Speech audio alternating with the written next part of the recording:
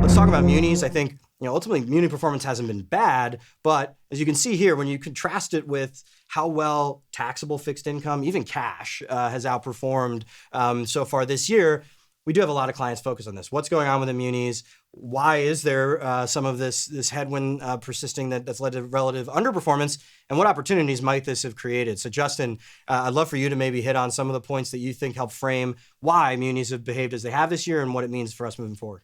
In building on the resources at our at PIMCO, our muni desk has done a nice job, I think, summarizing this. And this chart really puts it in perspective. Supply-demand imbalances have really been the name of the game this year in the muni space. If you look at issuance through the first 9 months of the year this year, and then each of the last 10 years, you can see that it's about 45% higher this year on average than the last 10 years.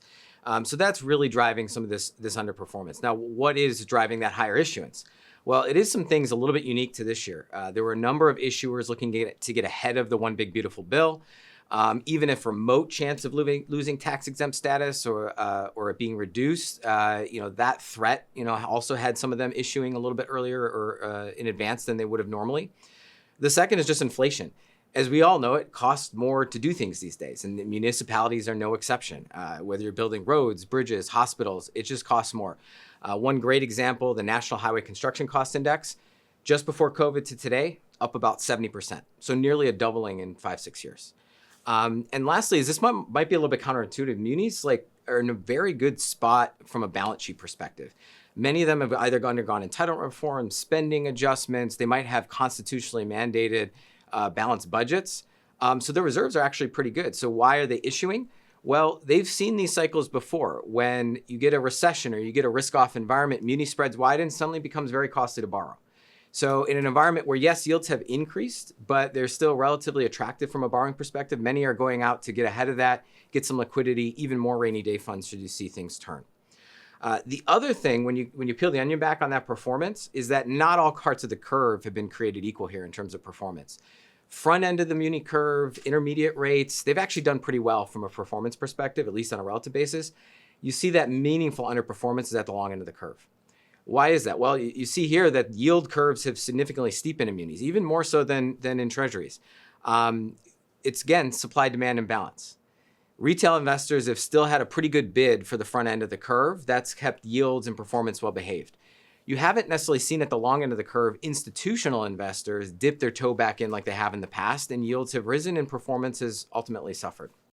I think that insight's a really important reminder. And I think it's true across taxable as well. We sometimes can see people thinking about interest rates as a singular thing. And obviously there's different maturities across the curve and they do behave differently, obviously given different market dynamics. So that insight too, particularly that front end outperformance and maybe some of the opportunities it's created a little bit further out is one that definitely resonates with me. And one dynamic within munis, Josh, that we all know to be true is it is still dominated by mom and pop, if you will, right? The flows out of retail investors are a meaningful part of the overall demand for munis. So I love this next chart. I think it does a really nice job highlighting the fact that as humans, we're not always wired to be investors. We generally try and avoid things that don't feel good, like negative returns or price losses, and we gravitate towards things that do feel good, like assets that have performed well. And I think this does a really nice job of highlighting that behavioral point when you look at the yields, the red and green lines, and then those blue bars showing the flows and ultimately how investors have behaved. So I know you use this one with advisors and clients a lot. I'd love to hear some of the insights that you like to pull out. Yeah, I love this chart. And there's a lot on here and it can be a lot to cover. But if you just focus on a few things, I'm going to mostly focus on the green line on the bottom, which is the yield of the investment grade muni index, because that's really important to highlight just how attractive munis are today. And there's an important point here, right? You mentioned munis are a retail driven asset class. We also know, right? Clients for the most part know, as advisors talk to me, I need to buy equities when equities sell off a lot, when they get hammered, right? Like after 2022, advisors were telling me, Josh, this is a good time. My clients want to buy equities, but they don't do that with fixed income. Fixed income goes through a challenge period and clients get really frustrated with it. And then when you see cash yields elevated, right? A lot of clients are saying, why do I need to own fixed income? Let me just stay in cash, right? Munis have been kind of the poster child for that. They've experienced a lot of bouts of volatility. Both of you alluded to, right? This is kind of a retail-driven asset class. And so it experiences more volatility because there's not a lot of institutional investor money in there to kind of keep it stable when it's going through a challenge period. Which leads us to today, right? You look at this chart and you're looking at the green line, which is the yield to worst. Yields on investment grade munis are near 15-year highs. And it's because we just went through a bout of volatility in April. We also just went through massive issuance like Justin highlighted, right? And so that's driven muni yields higher. Well, PIMCO takes a look at that and says, okay, the entry point is really attractive. Credit fundamentals look really good.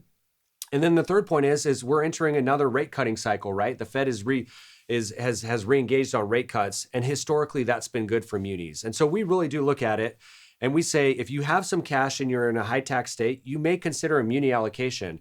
And Justin covered it on a previous slide. If you can even extend maturity and duration out a little bit, you're especially getting some bang for your buck on the muni side. And we think it is a very good time to invest in munis for those reasons. That's a great summary. I think a beautiful evolution of our industry is access, right? And ultimately, when you look at the opportunities advisors have to implement what you just talked about for their clients, the wrappers that have proliferated can really allow you to tailor that, right? So whether it's an ultra high net worth client that you think deserves that white glove service and the treatment that an SMA, a separately managed account, can provide, whether it's the intraday liquidity of an ETF or mutual fund, or matching that liquidity of the market, as we just discussed, to something like an interval strategy. Right? These are all now tools in the toolkit for advisors, and actively making those decisions, right, and tailoring it for clients.